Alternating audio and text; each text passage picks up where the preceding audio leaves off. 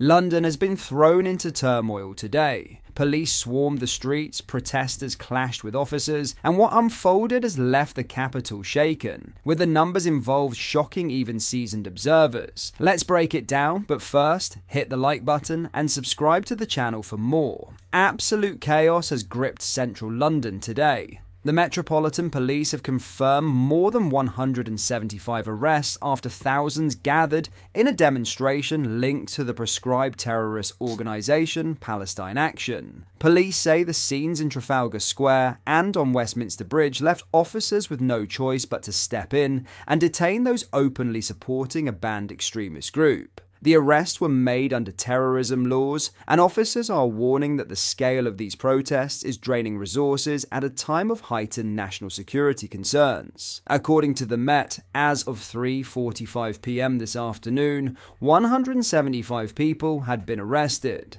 That includes 6 individuals on Westminster Bridge who unfurled banners declaring support for Palestine Action.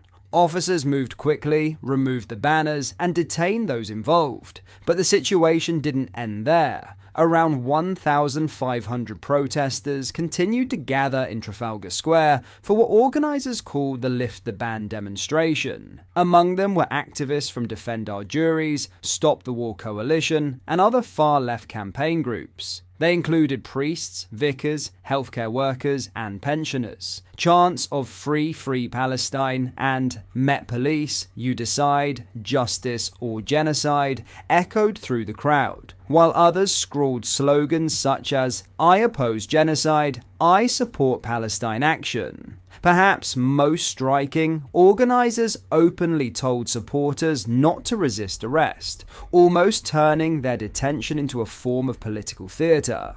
Among those detained is 79-year-old Elizabeth Morley, a Jewish woman and daughter of a Holocaust survivor, who has reportedly been arrested 3 times now at similar protests. Dozens of officers lined up by Nelson's Column to contain the crowd, and reinforcements from the City of London Police were brought in to help manage the escalating situation. The Commissioner of the Metropolitan Police, Sir Mark Rowley, was blunt. He accused Defend Our Juries of deliberately encouraging law-breaking on a massive scale, warning that these marches are pulling vital officers away from protecting Londoners at a time of extreme tension. His message was clear. Instead of being deployed to safeguard synagogues, Jewish schools, and vulnerable communities, hundreds of officers were tied up dealing with a demonstration openly backing a proscribed organisation. And this comes against the backdrop of tragedy. Just 2 days ago, on Yom Kippur, 2 Jewish men were brutally murdered in a terror attack in Manchester.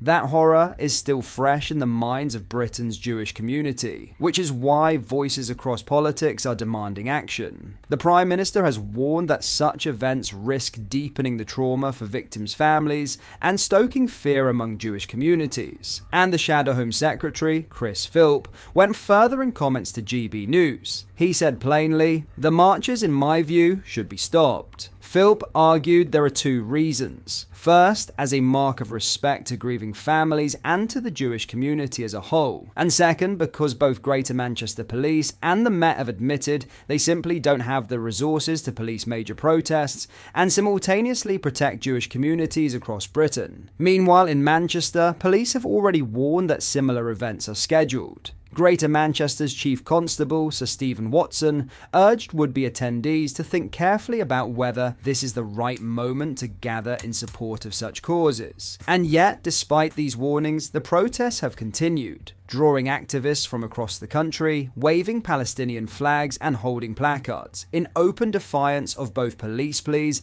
and the law itself. So where does this leave Britain? Tonight we're looking at more than 175 arrests in London alone, with further demonstrations expected nationwide. Police are stretched thin, Jewish communities are on edge, and the government faces mounting calls to take stronger action to ban or restrict such marches altogether. What's clear is this: at a time when Britain is already reeling from terrorism, grief, and division, today's events in London have only added fuel to the fire. The battle lines are hardening between those who see these protests as freedom of expression and those who see them as dangerous support for extremism in the very heart of our capital. And with tensions rising, one question remains. How much longer can the government allow Britain's streets to become the stage for chaos? In other news, senior Conservatives are privately manoeuvring to remove Kemi Badenoch as party leader, with allies of Shadow Justice Secretary Robert Jenrick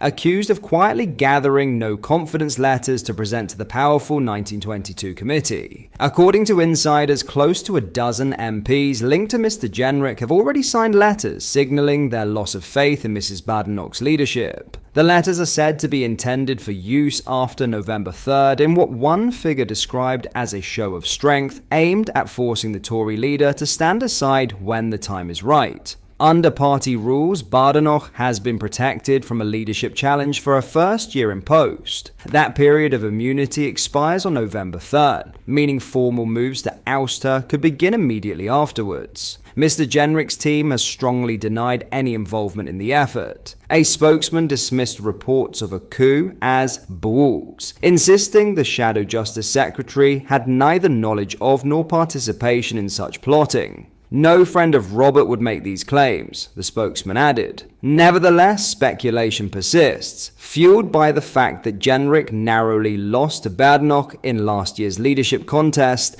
and is still widely believed to harbour ambitions of leading the party. The timing of these rumours could hardly be worse for Badenoch. With the Conservative Party conference opening in Manchester this weekend, she faces the dual challenge of convincing her MPs to stand behind her, while also fending off growing pressure from Reform UK and Nigel Farage, who many Conservatives now see as the principal opposition force to Labour.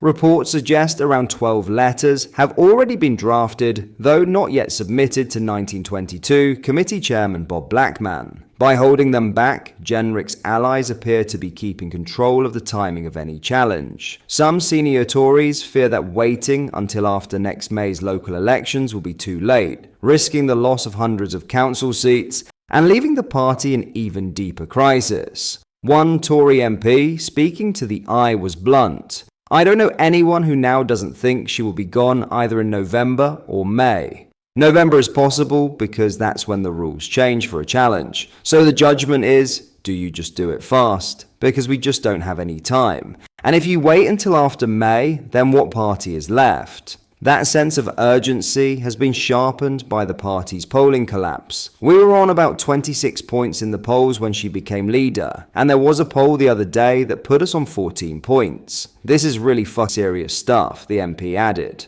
What are your thoughts on what we discussed in today's video? Let me know down in the comments section below. If you've not yet already, make sure you do drop a like on this video and subscribe to the channel for more British content. Thank you, take care, goodbye.